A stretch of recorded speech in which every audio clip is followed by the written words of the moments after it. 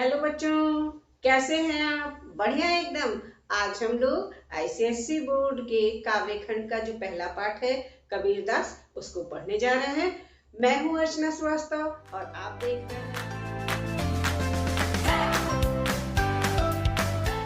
तो चलिए शुरू करते हैं। कबीरदास, तो कबीरदास के इस 5 दोहों को संकलित किया गया है इस आईसीएससी बोर्ड में। और तो हम लोग उसको पढ़ने से पहले अगर थोड़ा सा कबीरदास के बारे में जान जाए तो थोड़ा सा उसके भाव को समझना और उससे संबंधित प्रश्नों का उत्तर देना और अधिक सरल हो जाएगा।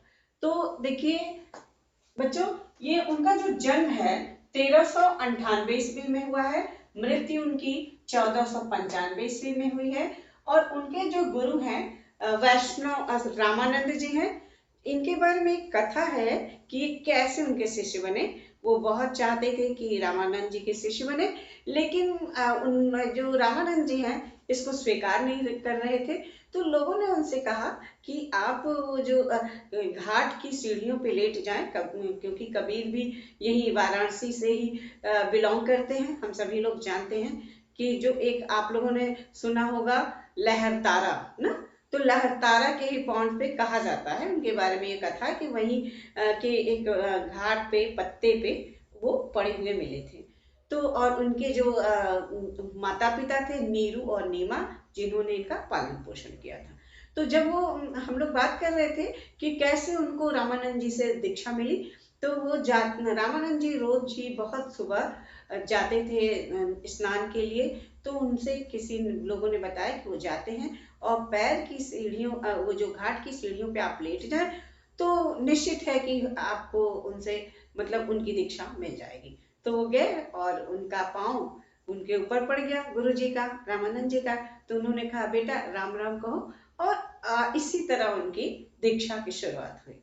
लेकिन कुछ लोग ये भी मानते हैं कि सूफी संत शेख तकी भी उनके गुरु थे और उनकी एकमात्र रचना बीजक है। उसका कारण क्या है? क्योंकि वो उनको वो अक्षर ज्ञान नहीं था, जैसे हम लोग प्रॉपर पारंपरिक शिक्षा उन्होंने नहीं प्राप्त की थी जैसे विद्यालय जाके हम लोग करते हैं। तो वो मौखिक रूप से पदों की रचना करते थे और उनके शिष्य जो लोग उनका अनुकरण करने वाले हैं उन लोगों ने उनकी सारी रचनाओं को एक रूप दे दिया और जिसका नाम रखा बीजक। अब ये भी जान जाइए कि ये जो कैसे पद थे, उन्होंने चूंकि उनके जन्म के बारे में विवाद था। कुछ लोग उनको हिंदू वर्ग के मानते थे, कुछ लोग मुस्लिम के भी वर्ग के भी मानते थे। और सबसे बड़ी बात, ये जो साहित्य में ये जो भक्ति काल था ये 1375 से 1700 तक के बीच में, ये एक मतलब एक मतलब एकदम पर्टिकुलर नहीं है। इस माना जाता है कि इतने के बीच भक्ति काल रहा।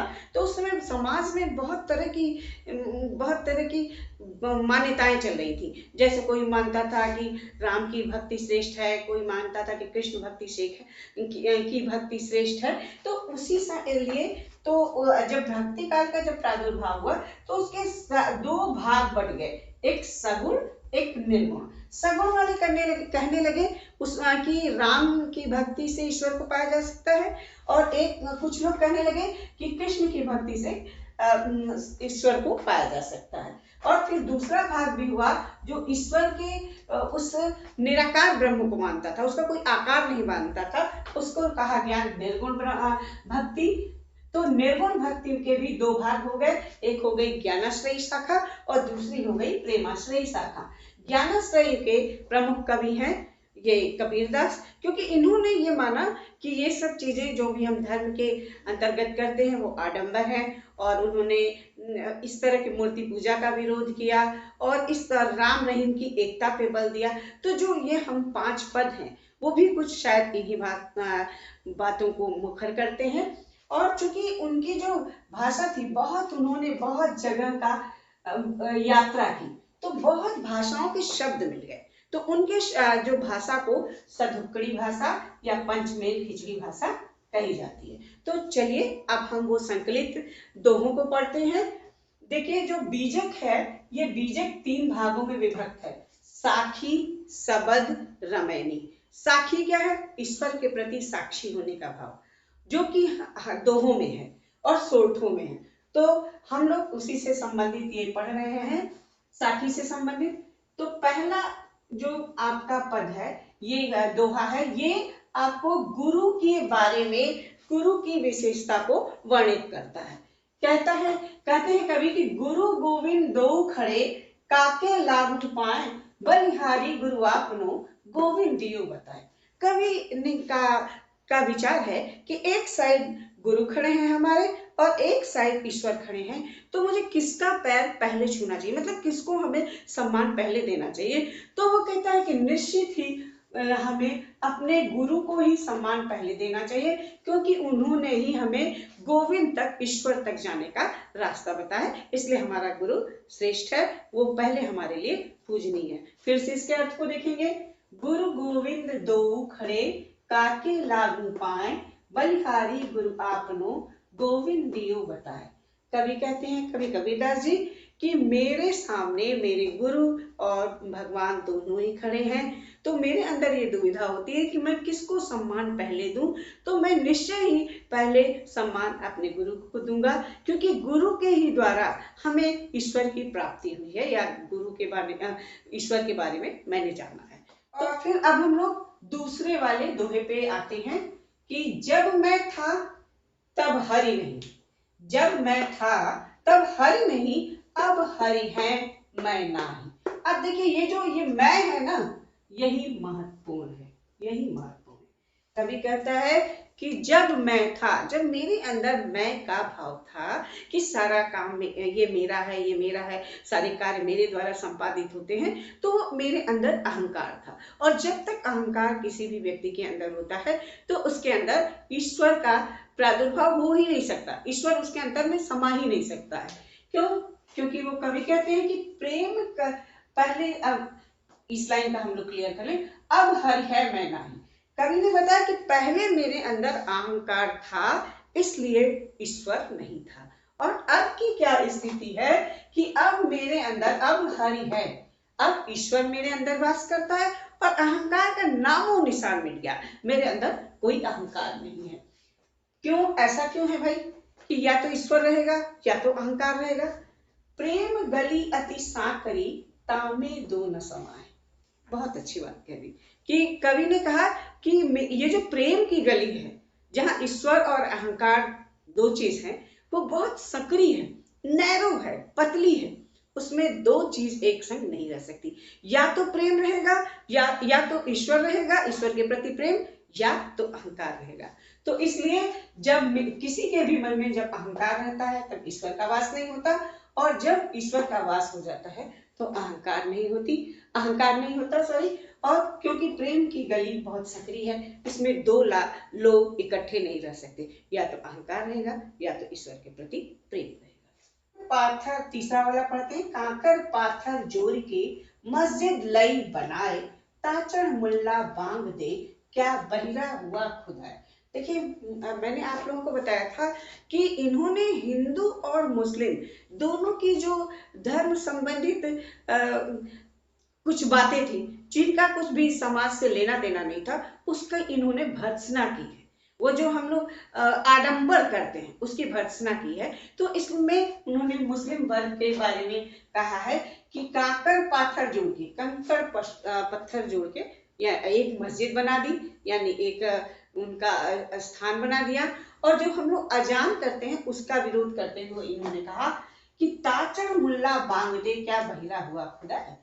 और उस पे चढ़ के एक जो मुस्लिम वर्ग का संप्रदाय का जो प्रमुख होता है, वो वहां से अजान करता है, और सब लोग अपने अपने घरों में करते हैं, तो वो वहाँ वो स्पीकर वगैरह लगा देते हैं। तो उसका विरोध करते हुए कहते हैं कि उस पे चढ़ के जैसे सुबह सुबह मुर्गा बांग देता है, तो वो उसी तरह बुलाते हैं। तो क्या कोई ईश्वर बहरा है जो सुनेगा नहीं, उसे इतनी तेज से बोलना पड़ता है। उनके कहने का मतलब है कि ईश्वर के बारे में कोई बाह्य आडंबर नहीं होना चाहिए। अगला हम लोग देखते हैं, पाहन पूजे हरि मिले, तो मैं पूजू पहाड़। देखिए यहाँ पे उन्होंने मुस्लिम वर्ग के उस आडंबरों का विरोध किया है, यहाँ पे हिंदू वर्ग के आडंबरों का विरोध किया है। क्योंकि हाँ, हिंदू वर्ग में क्या होता है, किसी भी एक पत्थर को जो थोड़ा चिकना होता है उसकी वो पूजा करते हैं। तो इसकी भर्त्सना उन्होंने की है। वो कहते हैं कि पाहन पूजे हरि मिले। अगर पत्थर की पूजा करने से अगर हमें ईश्वर की प्राप्ति होती है तो मैं पूजू पहाड़, तो मुझे पहाड़ की पूजा करनी चाहिए। क्यों? क्योंकि वो तो बहुत बड़ा पत्थर है। फिर कहते हैं कि नहीं नहीं नहीं, उसको भी पूजने की जरूरत नहीं है। ताते ये चाकी भली पीस का खाए संसार। उससे तो बढ़िया ये चक्की है, चक्की भी पत्थर की है। इसी के पीसे जाने से हम जो हमारा भोजन का कार्य होता है, तो हमें निश्चित ही इस चक्की की पूजा करनी चाहिए, क्योंकि इसी के पीसने से संसार के सभी व्यक्तियों का भरण पोषण होता है। फिर लास्ट वन, सब धरती कागज करूं लेखनी सब बन राय, सात समंदर मसी करूं गुर गुण लिखा ना जाए। कवि कहते हैं कि अगर इस पूरी धरती को कागज बना दिया जाए और जितने भी जो वन प्रदेश में पेड़ पौधे हैं उनको लेखनी बना दिया जाए, और जो 7 समुंदर हैं उनको अगर स्याही बना दिया जाए, जिसको डुबो के लिखने का प्रावधान था, अब तो हम लोग ऐसा नहीं करते, तो अगर उसको स्याही बना दिया 7 समंदर का, फिर भी अगर गुरु की महिमा का वर्णन किया जाए तो भी समाप्त नहीं हो सकता। यानी गुरु की जो हमारे लिए जो भाव है, गुरु ने जो हमें शिक्षा दी है, गुरु का वो जो प्रेम है, वो सबसे बहुत ज्यादा है। उसको शब्दों में नहीं बांधा जा सकता। तो इस तरह हम लोगों ने 5 पढ़े। चलिए इनको एक बार फिर से देख लेते हैं। पहले में कवि ने गुरु की श्रेष्ठता को वर्णित करते हुए ईश्वर से भी श्रेष्ठ करते हुए कहा है कि मेरे सामने गुरु और गोविंद, ईश्वर और भगवान दोनों ही खड़े हैं, मैं किसके पैर पहले छूं, यानी किसको सम्मान पहले मैं दूं। तो कवि फिर अपनी बात स्वयं ही उसका समाधान भी बताता है कि बलिहारी गुरु आपने, हमारे गुरु ही श्रेष्ठ है, क्योंकि इन्होंने हमें ईश्वर तक जाने का मार्ग बताया है, इसलिए मैं इनको ही सम्मान दूंगा। अगला कवि ये बताता है कि हमको अपने अंदर का अहंकार समाप्त कर लेना चाहिए, तभी हमें ईश्वर की प्राप्ति हो सकती है। तो कवि ने कहा कि जब मैं था तब हरि नहीं। मेरे अंतर्मन में जब ईश्वर का मैं था, अहंकार था, तो ईश्वर नहीं था, और अब मेरे अंदर ईश्वर का वास है, अब अहंकार नहीं है। ऐसा क्यों है? क्योंकि प्रेम की गली अति सकरी है, बहुत नैरो है, उसमें 2 लोग एक साथ नहीं रह सकते। इसलिए अब मैंने अपने अंतर्मन का अहंकार समाप्त कर लिया है, तो अब इसमें ईश्वर का ही वास है। अगला, काकर पाथर जोड़ के मस्जिद लई बनाए। इसमें मुस्लिम संप्रदाय का विरोध करते हुए, उनके आडंबरों का विरोध करते हुए कवि ये कहता है कि कंकड़ पत्थर यानी कि एक जोड़ के एक मस्जिद का निर्माण कर दिया गया, और उस पे जाके मुल्ला यानी कोई मुस्लिम वर्ग का व्यक्ति अजान करता है, तो उसको वो कहते हैं बांग देता है, जैसे मुर्गा बांग देता है। तो क्या खुदा बहरा है जो इतनी ऊंचाई से जाके उसे इतनी तेज आवाज देनी पड़ती है? यानी कि ईश्वर ऐसा नहीं है। ईश्वर ने हम सबको बनाया और वो हमारी हर बातों को सुनता है और समझता है, उसके अनुसार ही हमें जीवन में हम उसके बहुत निकट होते हैं तो हमारी वो सहायता करता है, और अगर हम दूर करते हैं, बुरे काम करते हैं, तो वो हमारी सहायता नहीं करता। अगला था कि पाहन पूजे हरि मिले, तो मैं पूजू पहाड़। वो कहते हैं हिंदू वर्ग की भर्त्सना करते हुए कि अगर पत्थर को पूजने से अगर हमें भगवान की प्राप्ति हो जाती है, तो मैं पत्थर क्यों पूजूं, मैं तो पहाड़ पूजूं ना, कि मुझे जल्दी से वो भगवान की प्राप्ति हो जाए। लेकिन फिर वो अपनी ही इस बात को नकारते हैं, कहते हैं कि ताते ये चाकी भली, उस पहाड़ उस पत्थर से भली तो ये चक्की है, मैं इसी की पूजा करूं, क्योंकि इसी के पीसे जाने से हम सबका भरण पोषण होता है। तो हमें इस तरह से किसी भी पत्थर की पूजन करने की आवश्यकता नहीं है, बल्कि चक्की की पूजा करनी चाहिए। लास्ट वन, सब धरती कागज करूं लेखनी सब बन राय, 7 समंदर की मसी करूं गुरु गुण लिखा न जाए। कवि ने कहा कि अगर मैं सारी धरती को अगर पत्र बना दूं, कागज बना दूं, और लेखन ही सब बनाए, और जितने भी वनस्पति हैं, वनी वनस्पति हैं, पेड़ हैं, उनकी सबकी ये लेखनी बना दूं, और जो 7 समुद्र हैं उनकी मैं स्याही बना दूं, रोशनाई बना दूं, जिसमें डुबो करके लेखनी लिखी जाती है, तब भी गुरु का जो हमारे पर कृपा है वो कभी उसको वर्णित नहीं किया जा सकता। इतना ज्यादा कुछ लिखा नहीं जा सकता, क्योंकि उससे भी कहीं अधिक गुरु हमें देता है और उसकी कृपा बरसती तो हमारे अंतर में बहुत परिवर्तन होता है। तो चलिए यहीं पे ये खत्म होता है ये पाठ। तो आगे फिर मिलते हैं। आप पढ़ते रहिए, तैयारी करती रहिए। All the best.